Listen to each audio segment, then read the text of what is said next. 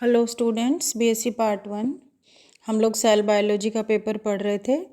इसमें अब हम जो आज पढ़ेंगे वो हैं यूकैरियोटिक सेल्स के बारे में। यूकैरियोटिक सेल्स में क्या क्या स्ट्रक्चर होते हैं, इनमें सेल ऑर्गेनल्स क्या होते हैं, सेल वॉल, प्लाज्मा मेम्ब्रेन वगैरह, ये सब हमें पढ़ना है इसमें। तो सबसे पहले आप लोग ये देखिए यूकैरियोटिक सेल्स क्या होते हैं। पहले भी आप लोगों ने पढ़ा हुआ है कि जो सेल्स हैं वो प्रोकैरियोटिक एंड यूकैरियोटिक दो तरह के होते हैं। तो जो प्रोकैरियोट्स हैं वो तो जो मतलब प्रिमिटिव होते हैं, उनमें सेल स्ट्रक्चर, उनमें जो न्यूक्लियस है वो क्लियर नहीं होता है, और जो यूकैरियोट्स हैं ये एडवांस होते हैं। तो यूकैरियोट्स में हम लोग इनके जनरल कैरेक्टर्स पढ़ेंगे कि यूकैरियोटिक सेल्स क्या होती हैं। तो यूकैरियोटिक सेल्स में एक स्पष्ट न्यूक्लियस मिलता है, केंद्रक पाया जाता है जिसके अंदर क्रोमोसोम्स या क्रोमेटिन मटेरियल भरा रहता है। इनमें जो प्लाज्मा मेम्ब्रेन है वो क्लियर एक प्लाज्मा मेम्ब्रेन मिलती है। उसके बाद इनमें जो डबल मेम्ब्रेन वाले जो पदार्थ हैं, जो भी कोशिकांग हैं, वो पाए जाते हैं, जबकि प्रोकैरियोट्स में नहीं मिलते। इनमें जैसे माइटोकॉन्ड्रिया है, अंतःपृथ्वी जालिका है, गोल्गी बॉडी, कवक, ये कवक नहीं, सॉरी, प्लास्टिड्स, लवक, ये सब चीज़ें इनमें मिलती हैं।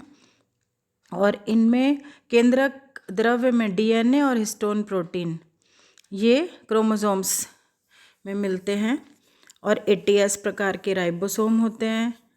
तो ये कुछ पॉइंट्स हैं जो कि यूकैरियोटिक सेल्स में पाए जाते हैं।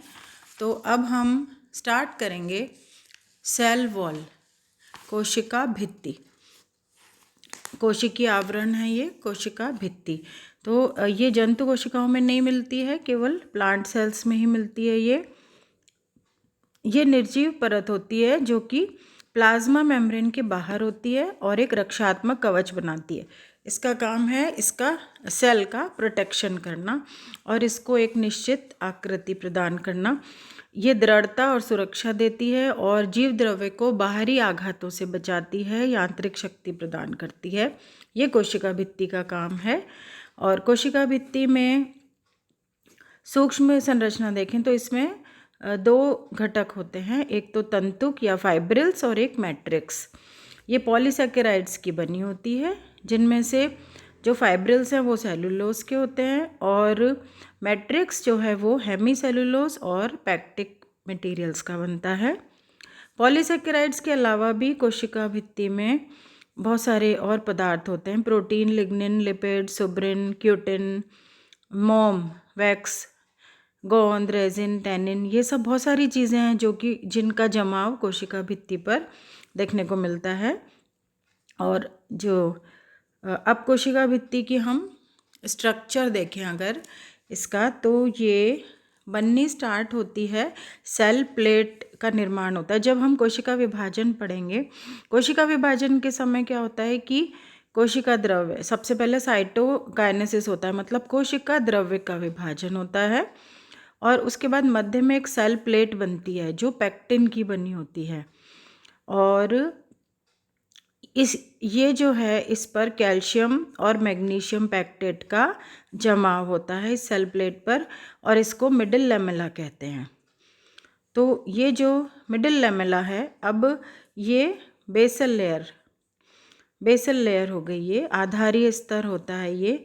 अब कोशिका वृद्धि की प्रारंभिक अवस्था में कोशिका भित्ति एक लचीली और पतली परत के रूप में होती है, जो कि मिडिल लेमेला या मध्य पटलिका पर एक परत के रूप में जीव द्रव्य द्वारा स्रावित अन्य पदार्थों जैसे सेलुलोज, हेमीसेलुलोज, पैक्टिन आदि के एकत्रित होने से बनती है। इसको प्राइमरी वॉल कहते हैं।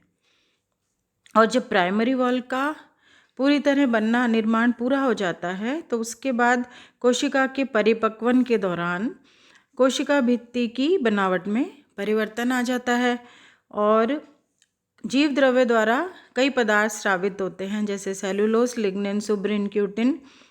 और ये जो पदार्थ हैं ये प्राथमिक कोशिका भित्ति के अंदर की तरफ, कोशिका गुहा जहाँ पर होती है, मतलब ल्यूमन, कोशिका की जो गुहिका होती है, उसकी तरफ ये जमा होने लगते हैं। और प्राथमिक भित्ति पर जमा होने वाली ये परत जो है वो मोटी, थिक और नॉन इलास्टिक, अप्रत्यास्थ होती है और इसको कहते हैं द्वितीयक भित्ति। ये आपको डायग्राम में दिख रहा होगा। ये जो है ल्यूमन, कोशिका में ये ल्यूमन होती है, जो गुहिका होती है, इसे ल्यूमन कहते हैं। अब ये परत कोशिका को एक विशिष्ट आकृति और यांत्रिक बल प्रदान करती है। ये जो सेकेंडरी वॉल है, द्वितीयक भित्ति। अब ये भित्ति नॉर्मली क्या होता है कि त्रिपर्तीय होती है। इसकी 3 परतों को अलग अलग पहचाना जा सकता है। इन परतों में से जो मध्य परत है वो सबसे मोटी होती है और इन स्तरों के निर्माण के बाद में कोशिका भित्ति का लचीलापन तो समाप्त हो जाता है और ये दृढ़ और कठोर हो जाती है। कुछ कोशिकाओं में द्वितीयक भित्ति के ऊपर टर्शरी वॉल भी पाई जाती है, जो कि हेमी सेलुलोज और जाइलिन की बनी होती है। तो ये आपको डायग्राम में दिख रहा है। सबसे बाहर होती है आउटर लेयर, फिर एक मोटी लेयर है मिडिल लेयर, और सबसे अंदर होती है इनर लेयर जो कि पतली है, और उसके अंदर होती है ल्यूमन या गुहिका। तो ये इस तरह त्रिपर्तीय भित्ति होती है, सेकेंडरी वॉल होती है ये। मध्य पटलिका और कोशिका भित्ति की सभी परतें और अन्य कोशिकाएं छोटे छोटे छिद्रों द्वारा छिद्रित रहती हैं, मतलब इनमें छोटे छोटे होल्स होते हैं। इनके द्वारा एक कोशिका का साइटोप्लाज्म दूसरी कोशिका के साइटोप्लाज्म से कनेक्टेड रहता है, संबंधित रहता है। मतलब कोशिकाओं का साइटोप्लाज्म आपस में कनेक्टेड रहता है इन छोटे छोटे छिद्रों के द्वारा। और इनको इस प्रकार क्या बन जाते हैं, कोशिका द्रव्यीय सूत्र, मतलब साइटोप्लाज्मिक थ्रेड्स बन जाते हैं। इनको हम बोलते हैं प्लाज्मोडेस्मेटा। प्लाज्मोडेस्मेटा कहलाते हैं ये। तो ये जो है ये कोशिका भित्ति का ये स्ट्रक्चर है। मतलब ये फाइनली हम लोग देखते हैं कि ये त्रिपर्तीय होती है, जिसमें सभी परतों की संरचना फाइब्रिलर होती है, तंतुकीय होती है। प्रत्येक तंतु लंबा और शाखित हो सकता है। ये स्वयं जो इसकी लंबाई नहीं, ये स्वयं लगभग 250 माइक्रोफाइब्रिल द्वारा बना होता है। ये जो तंतु है ये 250 माइक्रोफाइब्रिल के द्वारा बना हो सकता है। तो इस तरह ये इसका स्ट्रक्चर होता है कोशिका भित्ति का। और द्वितीयक भित्ति में माइक्रोफाइब्रिल्स पैरेलल रूप में व्यवस्थित होते हैं। अब ये जो कोशिका भित्ति है, इस पे कई तरह के स्थूलन पाए जाते हैं, थिकनिंग होती हैं इस पे कई तरह की। जो आप लोग देखिए, ये वाहिका, वाहिनिका, ये जो संवहन ऊतक जाइलम फ्लोएम होते हैं, जाइलम में वाहिकाएं वाहिनिकाएं होती हैं और दृढ़ ऊतक की कोशिकाएं भी होती हैं। तो इन पर जो कोशिका भित्ति है इनकी, इसमें अलग अलग पदार्थों का स्थूलन पाया जाता है, और किसी में लिग्निन, किसी में पैक्टिन, किसी में सुब्रिन, इस तरह। तो ये जो जमाव है ये अलग अलग रूपों में होता है, पैटर्न अलग अलग होते हैं। तो इसमें कई तरह के पैटर्न हैं। ये शॉर्ट नोट में क्वेश्चन आते हैं इस पे कि कोशिका भित्ति के स्थूलन किन किन प्रकार के होते हैं। Thickening of the cell wall. तो ये इसमें फर्स्ट है वलयाकार, एन्युलर।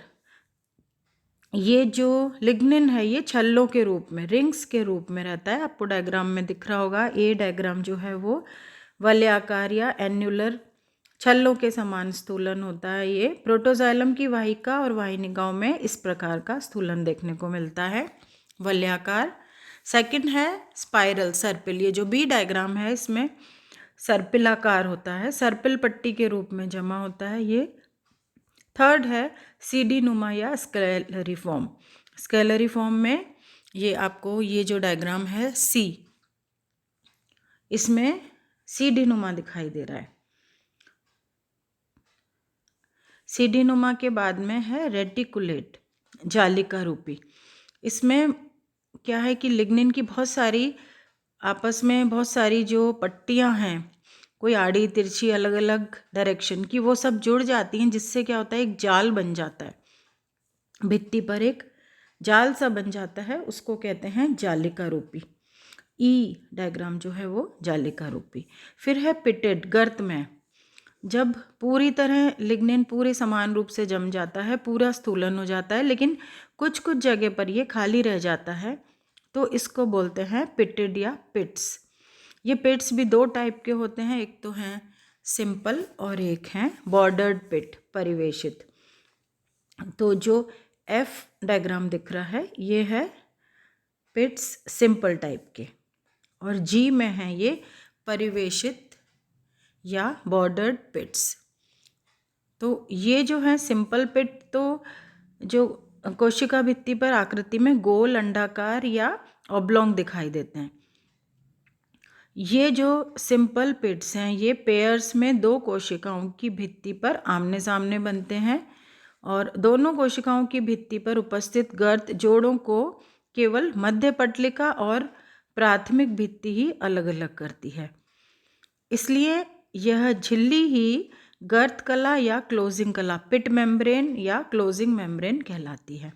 इस गर्त की पूरी गहराई तक समूचा क्षेत्र एक समान होता है। तो ये हैं सिंपल पिट्स। और बॉर्डर्ड पिट्स या परिवेशित पिट्स क्या होते हैं कि कीपाकार, फनल शेप के होते हैं, क्योंकि इस प्रकार के गर्त में संपूर्ण गहराई तक एक सा क्षेत्र नहीं पाया जाता, इसलिए ये फनल शेप होते हैं, कीप की आकृति बना लेते हैं। तो इस तरह ये दो प्रकार के पिट्स पाए जाते हैं। तो ये हुआ कोशिका भित्ति, और इसके कार्य पहले बता दिए थे। यांत्रिक शक्ति प्रदान करता है पौधों को, और इसमें दृढ़ता, सुरक्षा प्रदान करता है, बाहरी आघातों से बचाता है।